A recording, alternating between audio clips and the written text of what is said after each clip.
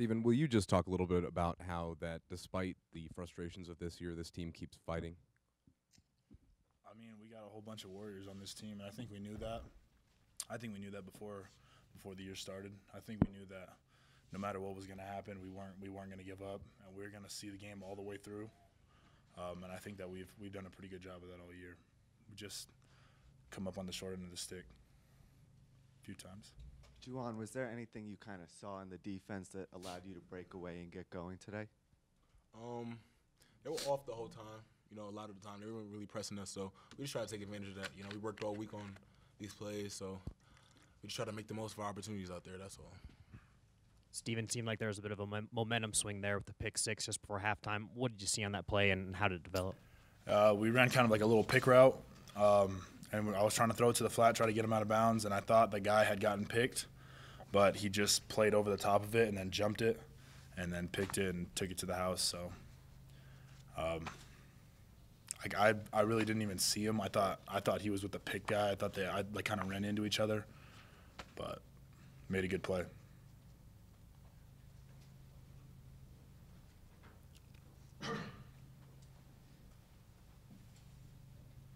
Stephen, can you just talk about in the first half, obviously the offense really sputtered getting going, and the defense was doing a good job getting you guys the ball back. And you look back at that and say those were a lot of missed opportunities in this game where we could have taken advantage. Ton of missed opportunities. Couldn't get anything going.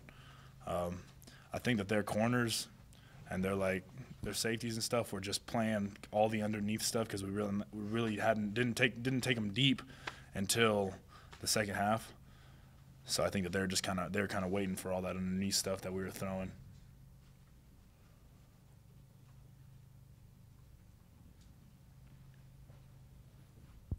Stephen, as a guy who will be looked to as a leader down the road, what can you take from Philip Lindsay and learn from him? A whole lot. Phil's probably the best leader that I've ever been around. It was last year. It was Cepho, but I mean, obviously no offense to Cepho, but you guys have seen Phil. You guys have heard Phil talk. I mean, just listening to Phil talk gets you fired up and gets you motivated and gets you wanting to go out there and play for him. And I feel extremely bad that we sent him out on his senior night like this. I mean, yeah, just Philip Lindsay's something special. And I think everybody from Colorado kind of realizes that. And I definitely have come to realize that, even not even being from Colorado, just coming and talking to him. And me and him were sitting in the pools the other day, and we just had a conversation about kind of his ride through his time here in Colorado. And I'm not going to share the details of what we went into about talking about, but it was definitely something special. Juwann, you got an opportunity to play a lot today because Shea went down. Mm-hmm. First off, how disappointing to see him go down like that in his senior game. But then second, you guys always talk about next man up, and you were able to do that. So talk about seeing him go down, but then also the opportunity that you took today.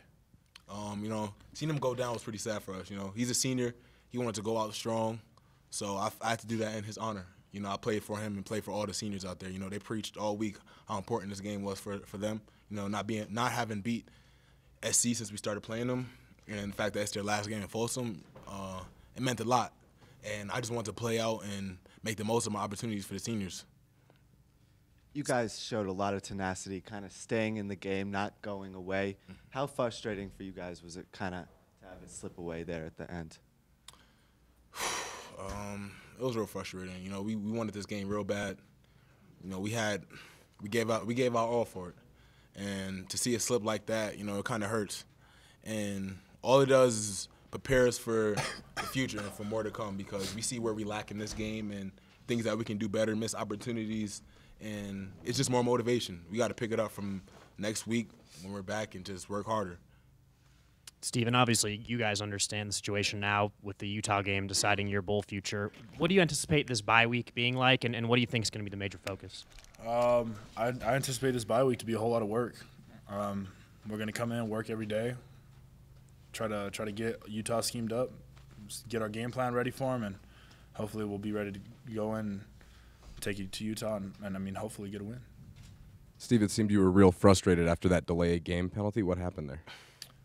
I got to do a better job looking at the clock. That's my fault. On that last offensive play, did you guys think it was first down?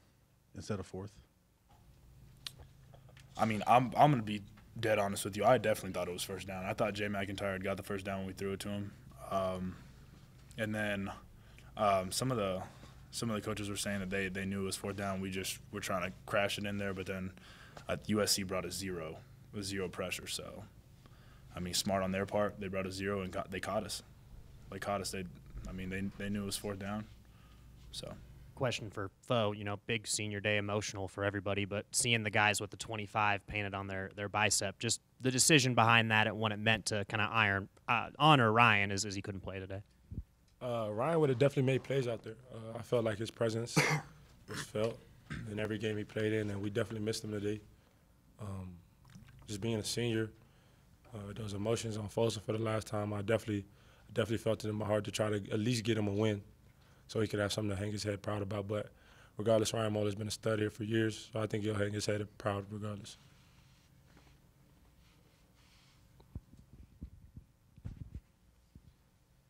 Fo, you guys did a pretty good job stopping the run there in the first half before there were a couple long runs. How much did you kind of feel like they wore you guys down in the second half there? I mean, he's just a player. He made plays. I mean, I don't really know what to say. I don't feel like I was worn down. I don't feel like none of those guys out there were worn down. I mean, college football has its ups and downs in every game. And, I mean, we all know 25 is a great back, so we expect a great back to make plays, right? Question for any of you guys. Any of you guys spot the mayor's proposal before the game? Trent Headley proposing to his girlfriend. Just thought maybe you guys spotted that. I think me and Juwann were in the locker room during that. Did she say yes? I don't know. She said yes. That's awesome.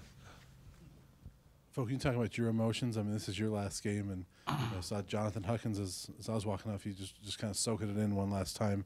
Your emotions as you walk off Folsom for the last time, and that, but then also the fact that it didn't end the way you wanted it to.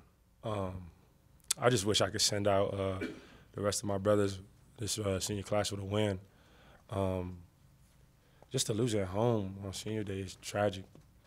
I mean, there's nothing like, there's no words for that. It hurts. Leaving Folsom from the last time, having your last game at Folsom, I mean, it hasn't even hit me yet. I mean, I haven't cried yet, but I mean, when I get in some close quarters, I'm sure I have some emotions. But I mean, it's a special place to play. So much history here. You can feel it when you play here. I feel like other teams feel it too when they come in here. So I mean, it's definitely irreplaceable, no matter what happens next for me. Fo, how do you approach the bye week, knowing that bowl eligibility is on the line at Utah? Just knowing that this could possibly be my last college game, I'm going to wear myself out. There's nothing left to keep in the tank, Just got to go out there. I'm going to enjoy these next 2 weeks and enjoy every practice because, I mean, when we play Utah, whatever day it is, that's the last time this team will have a regular season game together. And, the future's unwritten, so who knows what will happen after that, but that's our last guaranteed one. So I'm gonna empty it out this week and this next week coming up. Starting with Fo, but if any of you could answer, when you guys are down 27-0, it looks like you guys are just out of it, and this game is going to be a blowout. The way you guys battled back and made this a game, do you feel like that's something that can carry over into the Utah game and give you guys some motivation to go out and get into a bowl? Yeah, I definitely saw some young guys stepping up, like that pump block team. That's a lot of young guys coming in clutch for a big-time play, and that's a great play by them. I think it's definitely momentum for those guys. It's momentum for our special teams. Our special teams need to improve. We all need to improve in all three phases of the game, and I think just showing that we can battle back is good momentum. I mean, it's bittersweet because you lost, of course, but it's good momentum carrying on to the next week and then for next year's team. Do you feel like it can carry over? Yeah, definitely. I think the way that we battled and the way that we showed a lot of grit, I think it's definitely going to carry over into the Utah game. I think it's going to carry over into this bye week too, and just that we got some work to do, and that this game's definitely still in our grasp, and we could definitely still control our own destiny and trying to get into a bowl game. I definitely feel that it could carry over. It shows. I feel that it's a confidence booster. Seeing that we can hang in with all these teams, these teams that we lost to just by an inch, it just shows the potential that we have and just the major things that we got to work on. It's just the little things that can all translate to a bigger game and just a better game for all of us. And just showing that I feel that a lot of our teammates gonna have a different attitude approaching next week. Folk, you talk a little bit about the performance of Nate Landman having to come in for Drew there. He seems like he really made some big plays for you guys today. Yeah, Nate is just a flat-out football player. I mean, something about it. It's in his genes. He doesn't really talk too much, but when he's on the field, he's a fiery guy. But if you catch him outside, he's quiet. But, you know, those guys are special. I feel like Nate's time is coming. And I feel like one day Nate will be something special at this university.